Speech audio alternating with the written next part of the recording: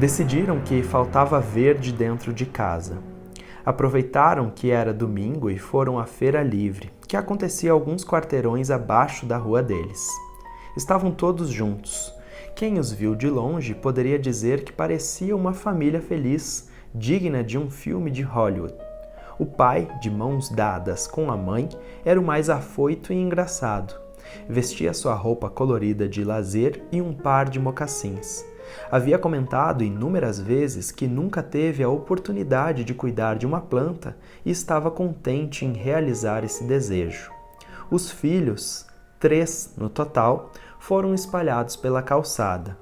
O mais velho foi atrás de todos, com roupas escuras, sem estampas, parecia um pouco ausente, ou talvez só estivesse pensando nos sofrimentos de sua adolescência.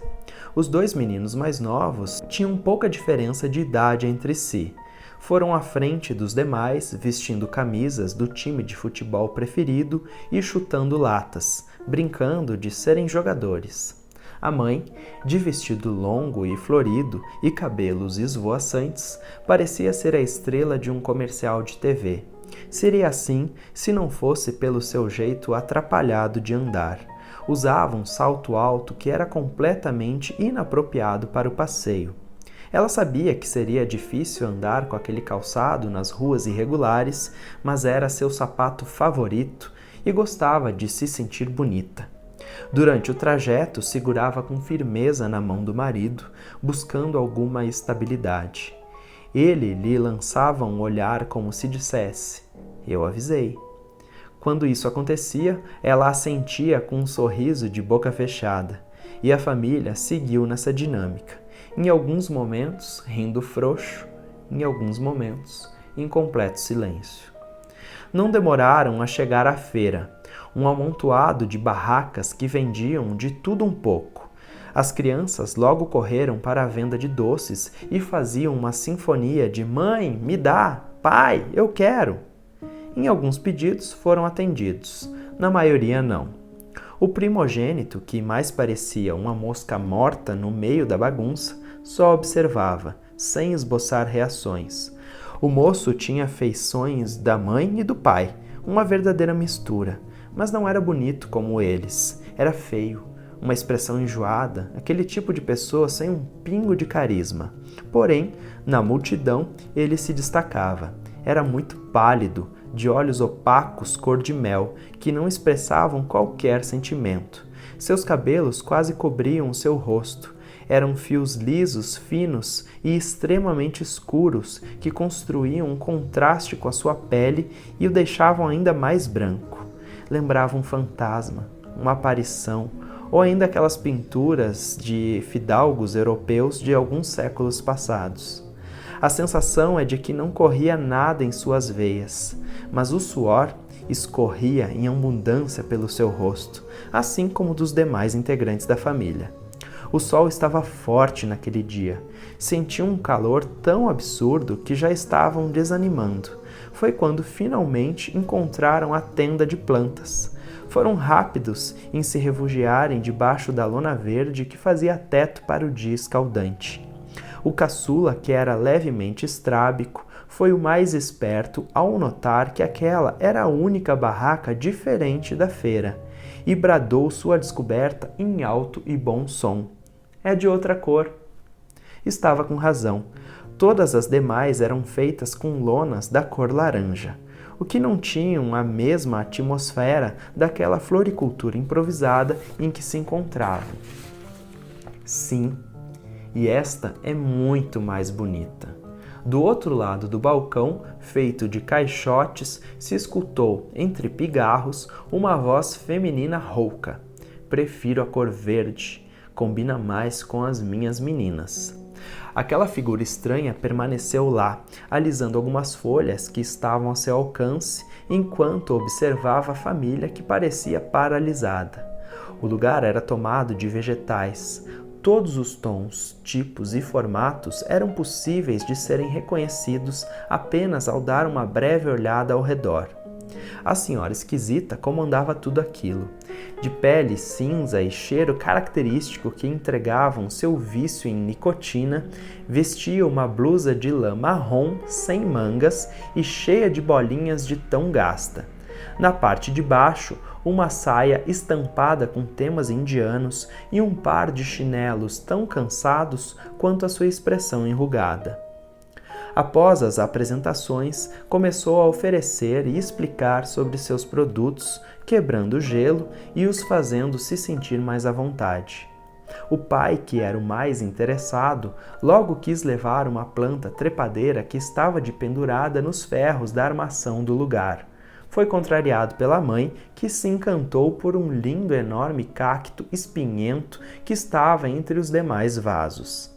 Enquanto eles se encontravam nesse impasse, os filhos menores se ocupavam de arrancar as flores de outras pobres plantas.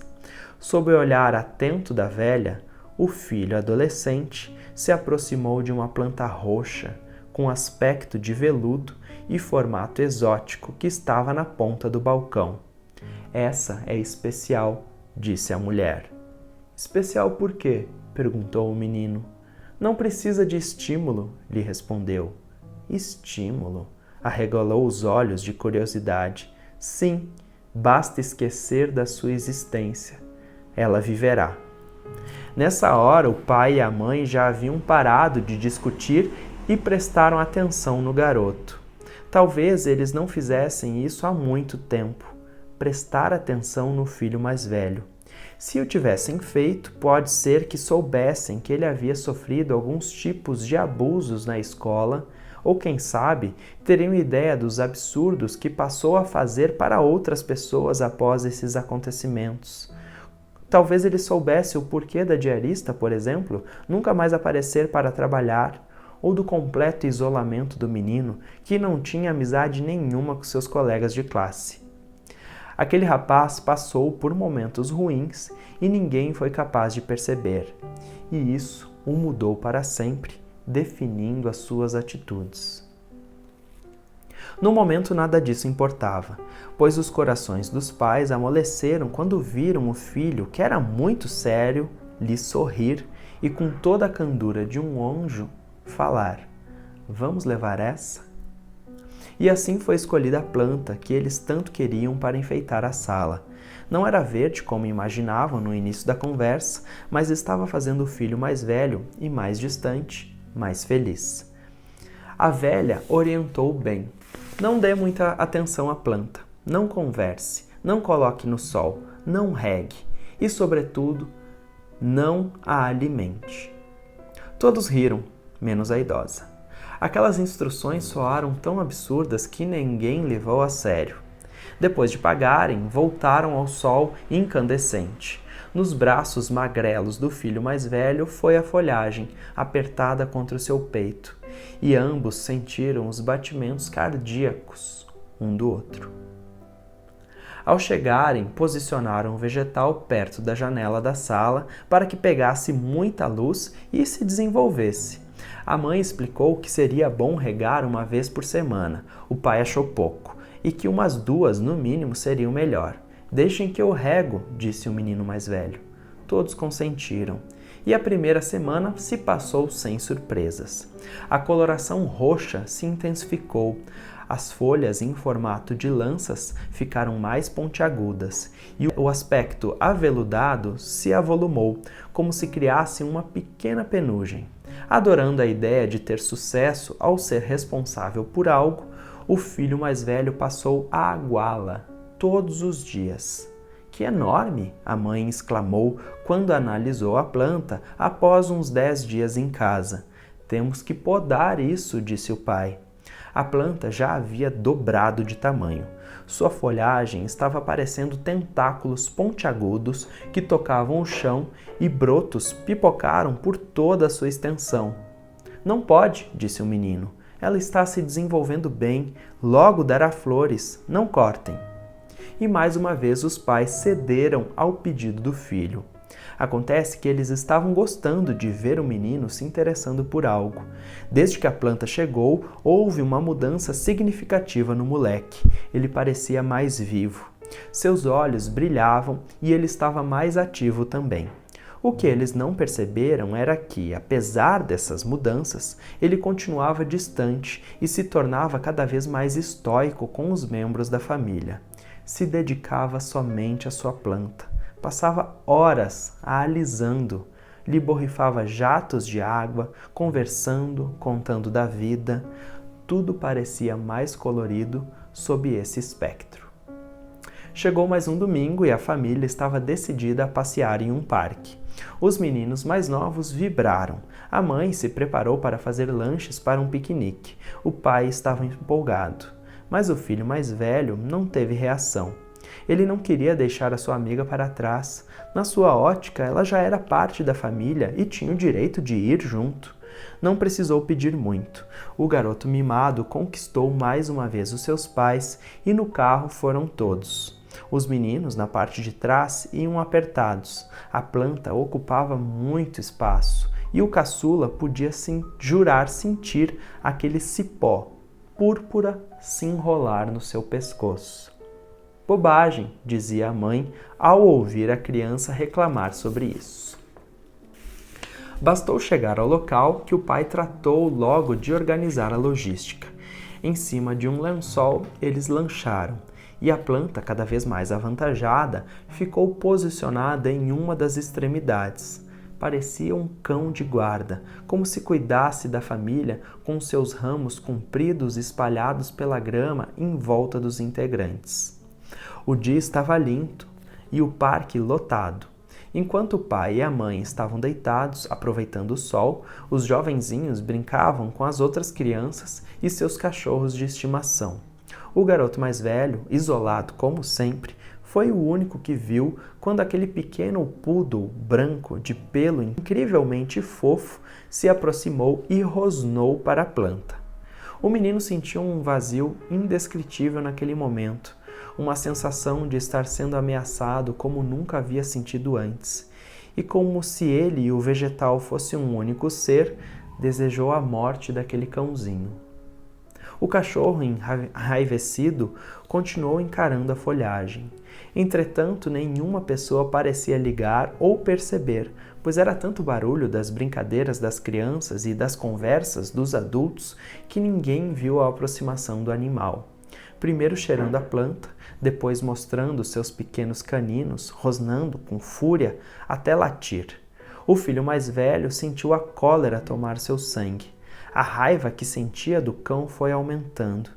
Queria agir, mas não sabia como, até que se tornou espectador da ação da sua planta. Como uma cobra que dá um bote, a erva envolveu o cachorro com seu caule. Uma laçada de força e rapidez brutal que instantaneamente quebrou todos os ossinhos daquele animal frágil e o puxou para dentro do seu vaso. O bicho foi morto e enterrado sem ninguém ver e sem deixar rastros ou vestígios da sua existência. Como uma única testemunha ocular daquele ato, o jovem sorriu e respirou aliviado. Sabia que nada seria capaz de ameaçar a sua planta.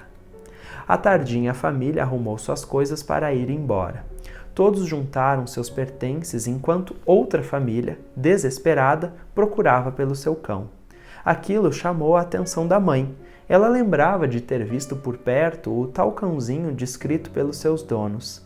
Lembrava de ter visto latindo próximo a seus entes queridos. Ela sentiu dó das crianças da família que choravam pelo seu pet. Já no carro, ela também notou que as folhas do vegetal que estava no colo do filho na parte de trás começavam a lhe alcançar no banco do carona. Estranhamente, estava ainda maior. Durante a viagem de volta, ao balançar das curvas da estrada, sentiu o toque da planta em sua pele. Calada, teve o mesmo sentimento do filho mais novo, a intuição de que aquele ser queria lhe fazer algum mal. Durante a semana, o adolescente dono da planta arquitetava o plano de tirar o cadáver do cachorro de dentro do vaso. Já se sentia um mau cheiro e ele estava aflito que os pais descobrissem a origem. Naquele dia chegou mais cedo da escola. Verificou que seus genitores ainda estavam no trabalho e que seus irmãos também estavam fora. Separou um saco de lixo e com as próprias mãos começou a escavar. O cheiro azedo da putrefação do animal tomou conta da sala, mas o garoto não sentiu nojo, só sabia pensar em encobrir o crime da sua grande e única amiga. Nesse mesmo dia, a mãe havia acordado com uma sensação sinistra. Ela vinha tendo esses sentimentos e calafrios desde o dia lá do parque. Depois da tarde divertidíssima que tiveram, ao sentir o toque da planta já dentro do carro, ela teve um feeling de morte. E depois, com aquele cheiro ruim dentro de casa, começou a achar que aquilo era um sinal que devia se aproximar e conversar com o filho. Havia notado a melhora paliativa do rebento, mas concluiu que não era normal alguém interagir mais com uma planta do que com pessoas. Sabia que esse era um dia em que o filho chegaria mais cedo e ficaria sozinho em casa. Resolveu sair do trabalho e ir até lá dar atenção para o seu menino. O cachorro já estava desenterrado e jazia nos braços do garoto quando a mãe abriu a porta e viu aquela cena grotesca. Seu filho, com uma expressão calma e rosto angelical, no meio de uma sujeira sem fim de terra e restos mortais, carregando em suas mãos branquelas o corpo pútrido de um ser. Ao ver isso, a mulher se sentiu como em uma montanha russa. Sua cabeça girou vertiginosamente, rememorando fatos e cenas da infância do filho. O bebê risonho e inocente que não combinava com aquela cena. O menino gentil que não combinava com aquela cena. O rapaz responsável que não combinava com aquela cena. Até que teve um clique e lembrou do parque, do piquenique, dos latidos e finalmente recordou da impressão ruim que teve naquele dia. Imediatamente juntou os pontos e, mesmo relutando internamente, concluiu que aquilo morto era, na verdade, o cão desaparecido. Um silêncio brutal estava instaurado naquela casa. Era como se ninguém mais respirasse, sendo possível ver apenas uma cena estática de uma mãe em choque assistindo à monstruosidade do filho. A inércia se manteve até que foi possível ouvir apenas o som seco do salto do sapato favorito da mãe a cada passo lento que ela dava. Ela se aproximou para ver de perto e tentar crer naquilo que estava acontecendo. Eles se olharam fixamente nos olhos, progenitora e sua cria, criadora e criatura. Continuaram sem falar nada, quando ela ficou próxima o suficiente. Ficaram ali, se encarando. A mãe deu um suspiro breve e fez menção em falar alguma coisa. Mas o único som ouvido foi de algo parecido com o de um chicote, e depois de carne dilacerando. As horas correram e o pai ficou preocupado. Sua mulher não atendeu às suas ligações e também não apareceu para pegar os filhos menores na escola, como era o combinado. Já era noite quando ele chegou em casa com as crianças. A tensão que trazia nos ombros se aliviou um pouco ao ver o carro da sua esposa na garagem.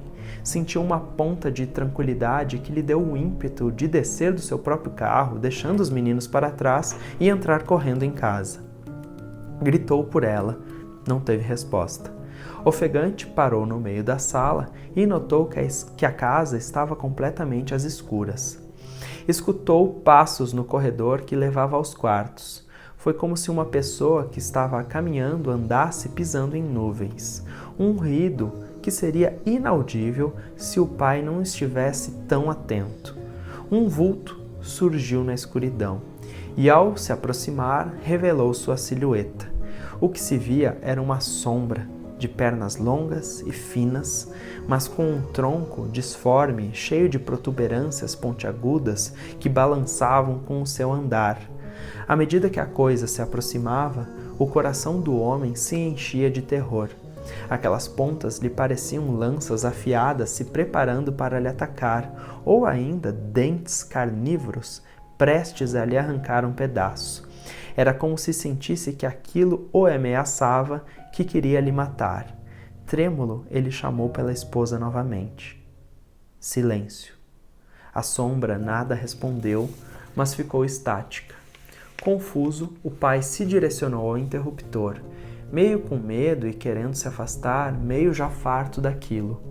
Antes de acender a luz, olhou mais uma vez para o ser no corredor. Teve a impressão de ver aquelas protuberâncias crescerem e lhe apontarem. Seu corpo arrepiou. Respirou fundo, engoliu a saliva e apertou o botão, clareando a sala. O que viu foi seu primogênito, com uma cara esquálida e de indiferença, escondido atrás do vaso da planta que carregava nos seus braços. Os dois se encararam por uma fração de segundos e o adulto sentiu uma raiva inexplicável do filho. Queria ter botado os olhos em sua mulher e não naquele moleque feio. "Onde está sua mãe?" perguntou, revelando sua aflição. Percebendo que seu genitor estava dando falta da mulher, o filho mais velho respondeu ríspido e sem remorso algum. "Aqui não está." O pai estava transpirando nesse momento. Seu rosto, vermelho e inchado de preocupação, tinha uma expressão fechada. Não sabia o que pensar, o que fazer ou onde procurar sua cônjuge. O moleque apenas observava, sentindo um certo prazer em ver o pânico em que aquele homem se encontrava. Os filhos mais novos entraram sem ainda entender o que algo sinistro poderia ter acontecido à sua mãe. Os pequenos correram pela casa, disputando um brinquedo, fazendo barulho. Foi o que bastou para tirar o pai de um completo transe e arregaçar as mangas.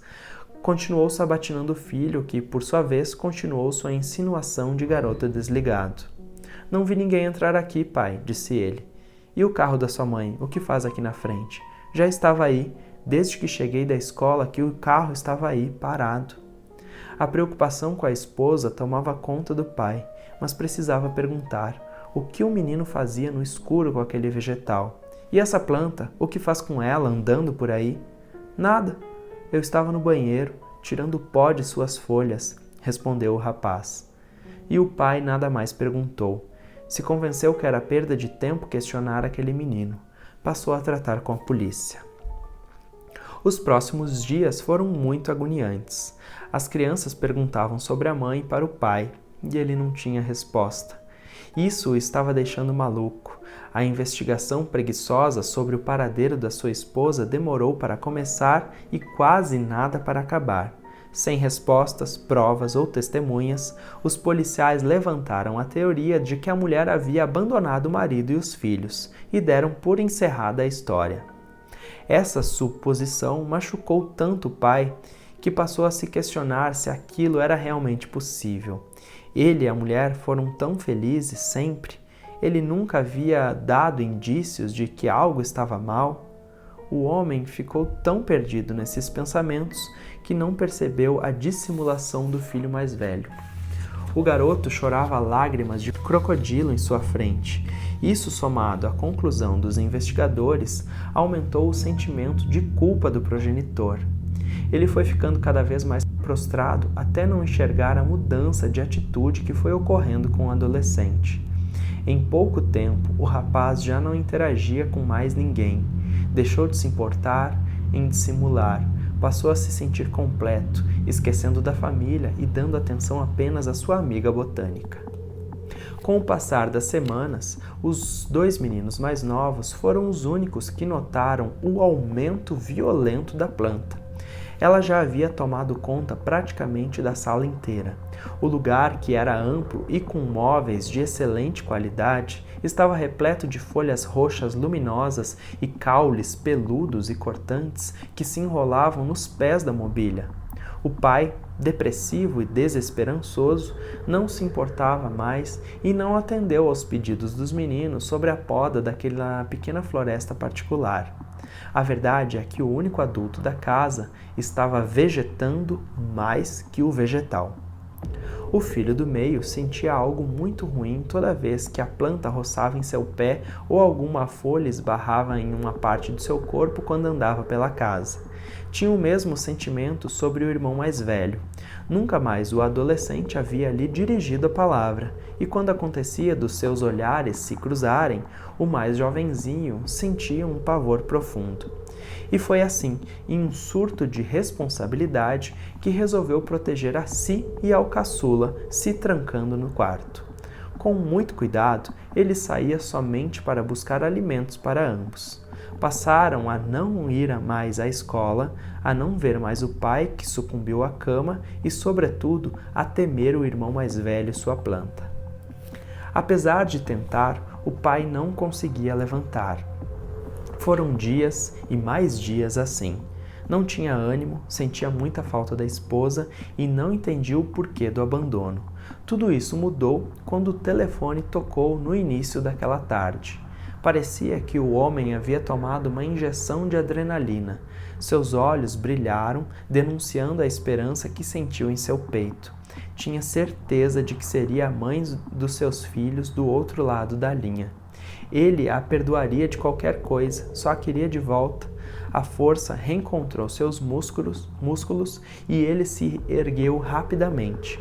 Pelo movimento brusco, uma leve tontura lhe pegou, lhe diminuindo o ritmo e dando uma sensação atmosférica de sonho. Sua mão trêmula pegou o celular, o número desconhecido lhe fez suar frio. Seu corpo formigou, parecia que flutuava. Atendeu. Sua voz quase não saiu para falar o alô. E como a mágica da esperança o invadiu, da mesma forma, a desesperança o esvaziou. Era a polícia e as notícias, infelizmente, não eram boas. Ao escutar o que o investigador lhe contou, foi como se tivesse sofrido uma queda. Um turbilhão de emoções lhe tirou da tontura. Podia escutar o batimento frenético do seu coração retumbando em seu tímpano. O homem levantou, respirou, pensou em seus filhos e controlou as emoções. Não queria assustá-los. Em uma profunda quietude, vestiu primeiro a calça que encontrou e, sem esboçar qualquer reação, saiu pela porta fora. Deu alguns passos, lhe brotaram lágrimas nos olhos que prenunciaram os gritos de desespero que foram possíveis de se escutar por todo o bairro.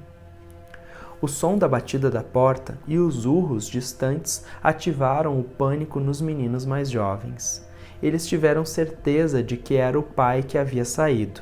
Primeiro, porque sabiam que o irmão deles nunca abandonaria a planta. Segundo, porque sentiram que aqueles gritos tristes lhes doíam na própria pele. Só podiam ser do pai. Foi dessa forma que souberam que algo terrível estava para acontecer. O caçula, com o seu olhar torto, paralisou sua expressão e perguntou ao outro o que fariam caso o pai também não estivesse presente na casa. Resolveram sair, esperar por notícias em algum vizinho ou amigo. Se sentiam ameaçados pelo irmão e não queriam ficar lá sozinhos com ele. Abriram a porta do quarto vagarosamente e, pé por pé, se dirigiram à saída. Ao passarem pelo corredor da sala, foram surpreendidos. "Onde vocês pensam que vão?" falou firme o mais velho, que estava sentado no sofá, enrolado em sua planta. "Sair", disse o mais novo de todos. "A gente vai brincar lá fora", completou o do meio. "Por que não brincam aqui dentro?" questionou. E numa ilusão infantil, as duas crianças assustadas saíram correndo subitamente. O mais velho também sabia que o pai estava fora, também havia escutado os gritos. Imaginou que o homem havia descoberto algo e decidiu que não perderia a oportunidade de finalmente resolver tudo e ficar em paz com a sua planta. Esse era o momento. Não podia perder a chance de se livrar dos irmãos e bastou desejar a aniquilação deles para que, através de um vínculo invisível, a planta se erguesse inteira. Seus caules e folhas, que já haviam se expandido para além da sala, serpentearam através dos cômodos. Começou uma perseguição aos meninos, que se apressaram em desespero. Ambos gritaram, eram gritos agudos de horror. se dirigiram à porta de entrada. Por estarem correndo, os pezinhos desnudos batiam no assoalho de madeira. Isso emitia sons ocos, que foram aumentando de intensidade até serem abruptamente interrompidos. Os meninos não chegaram ao seu destino. A partir desse momento, o único som audível foi aquele de chicote, acompanhado do ruído molhado de carne dilacerando. O pai retornou para casa e seu choro era soluçante. Horas antes esteve no Instituto Médico Legal da cidade, onde, ao chegar, confrontou os olhares de pena dos policiais que haviam comandado a investigação desde o sumiço da matriarca. Os homens eram ambos carecas e de meia idade. O mais alto ostentava um bigode volumoso de cor tão escura que parecia pintado. Tinha um tique irritante em que ficava mexendo e desgreando aquela sua pelugem labial. Suas roupas tinham a vivacidade oposta do bigode, camisa e calças pretas, surradas e desbotadas. O outro policial era baixo, vestia um conjunto jeans tão surrado quanto as roupas do seu colega. No seu rosto havia um ar cansado, olheiras profundas e uma barba mal feita. Os dois policiais tinham ares de esgotamento físico e mental. Suas características denunciavam que havia visto algo perturbador. Começaram falando baixo, com muito cuidado, ao proferir as palavras. Repetiram a conversa que haviam tido antes no telefone. Era sobre o corpo que encontraram e sobre a possibilidade de ser a mãe. Enrolaram até que tiveram coragem para informar sobre as condições reais em que se encontrava a defunta. Tinham receio de que o pai, ao escutar aquilo, preferiria não ver mais aqueles restos mortais. Mas mesmo assim o patriarca quis ver, não queria mais esperar. Embora não admitisse, ele ainda tinha uma ponta de esperança de que não seria a mãe. Foi conduzido até a sala onde se aguardavam os mortos à espera de reconhecimento. O caminho para chegar lá era um longo corredor abafado, com luzes fluorescentes que davam uma tonalidade de morte no rosto de todas as pessoas que trabalhavam no local. Esse aspecto do lugar começou a causar náuseas no pai. A cada pessoa que cruzava, parecia que via nela a feição da mãe falecida. Sentiu que aquele trajeto era uma premonição do que estava prestes a ver.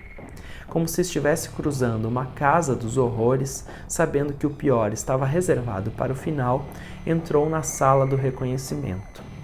Tinha a mesma cor do corredor, com as luzes fluorescentes dando mau contato, piscando sem parar.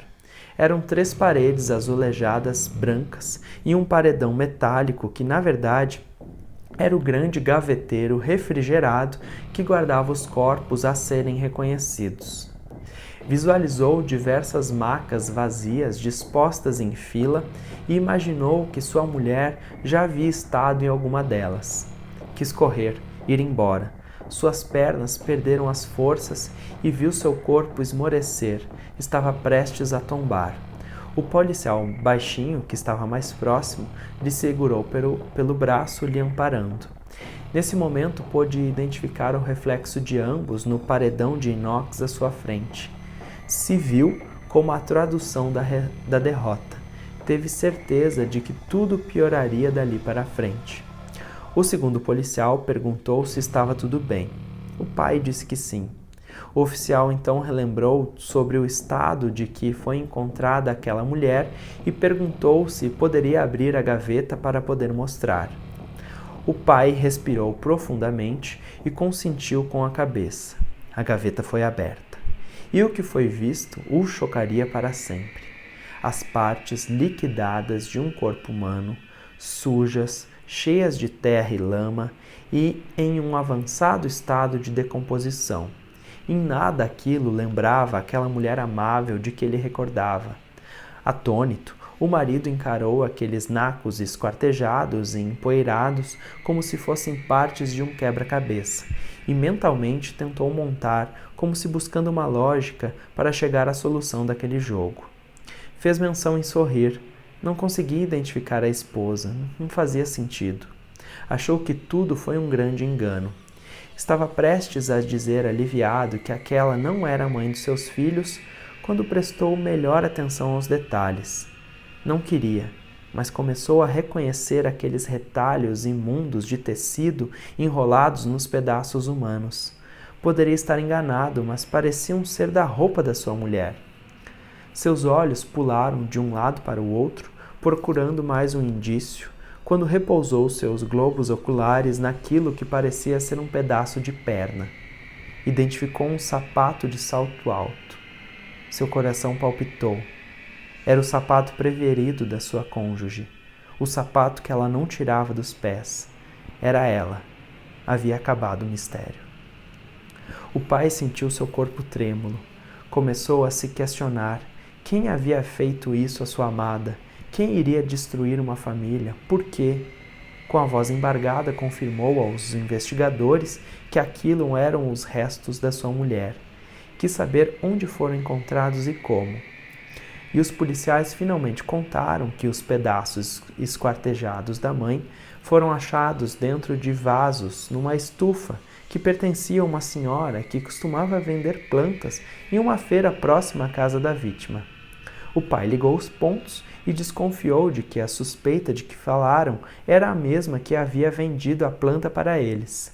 Mencionou isso e os policiais entenderam a conexão entre as duas mulheres. Contaram que a senhora estava foragida, mas que agora seguiriam essa linha de investigação para explicar os fatos. Liberaram o pai e desolado, o homem retornou para casa sem saber como dar a notícia aos filhos. Sentia raiva, mas não queria passar esse sentimento para as crianças.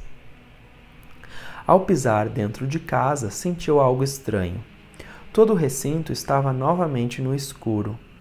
Não escutava o som das vozes dos filhos e, pela primeira vez desde o desaparecimento da mãe, que realmente reparou no tamanho avantajado da planta.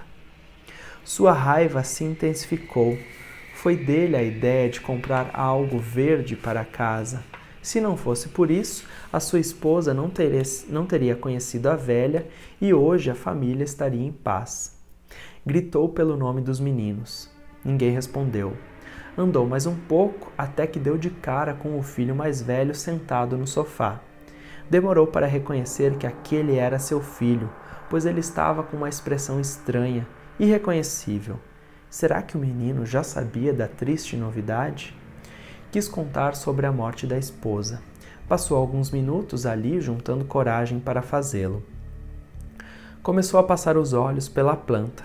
Seguiu com o olhar seus caules sinuosos, até chegar ao vaso. Viu algo anormal ali. Os borrões de sombras que não pareciam vegetais. Fez força, apertou a visão, queria enxergar melhor no escuro. Foi quando tomou o grande susto. Dentro do vaso, identificou 2 braços, como se brotassem, como se nascessem da terra, e reconheceu imediatamente como sendo as mãos dos seus rebentos. Não teve tempo para pensar em mais nada e correu até lá. Escavou, cravando as unhas na terra, buscando tirar dali as suas crias. O filho remanescente sentiu ciúmes. Também queria que o pai se preocupasse com ele da mesma forma que estava preocupado com seus irmãos. Mas era tarde demais. O homem nunca perdoaria o adolescente pelas atrocidades que ele cometeu. O menino levantou e começou a gritar. Mas não era um grito comum. Era como se fosse um grunhido de um animal. Estava botando para fora toda a frustração que sentia com a sua vida e sua família. A planta, em conexão com o garoto, novamente se ergueu e recolheu todas as suas folhas e talos para a sala. Preparou e armou seu bote. O pai, escavando, desesperado com os filhos menores, não olhou para trás. Talvez, se tivesse virado, teria visto o ataque mortal que estava prestes a levar. Quando tudo terminou e o último membro de sua família também estava acabado, o garoto sentou e ficou olhando para sua planta. Ela estava suja de sangue e vísceras, mas mais viva do que nunca. Era como se ela se alimentasse daquilo, como se a morte fosse a sua fotossíntese. O menino conseguia sentir a vibração dela, a batida de seu coração em uníssono com o dele. Foi quando um bulbo surgiu no cerne do vegetal e vagarosamente foi se abrindo, revelando a flor mais linda que já havia visto. A flor, de um vermelho intenso e cintilante, cheia de pétalas, pulsava freneticamente, como se demonstrasse todo o seu entusiasmo em viver. O adolescente chorou de felicidade, entendeu que havia chegado ao ápice. Seu amor e dedicação finalmente lhe renderam aquela recompensa. Agora tudo estava em paz. Ele sentiu pela primeira vez na vida que estava junto de algo que ele realmente se importava e que aquilo era mútuo. Esvaziou os pensamentos e aproveitou daquele silêncio de morte. Vagarosamente, a porta da casa se abriu e a dona da loja de flores entrou. Ela olhou ao redor e entendeu o que havia acontecido aos demais membros da família. Eu disse para você não dar estímulo, ela bravejou. Eu já não posso mais te ajudar. O menino virou o rosto e não falou nada. A planta se ergueu e por uma última vez o silêncio foi interrompido pelo som de chicote e pelo som de carne dilacerando. Instantes depois, quem passou na rua em frente à casa viu a porta da frente se abrir e de lá de dentro sair uma simpática senhora com uma muda de planta nas suas mãos. Esse é o meu conto A Planta. Espero que vocês tenham gostado, é um pouco longo e se eu continuar com esse projeto, se vocês gostarem, os próximos contos eu acho que vão ser menores, esse aqui é o maior deles. É isso, até a próxima. Bu!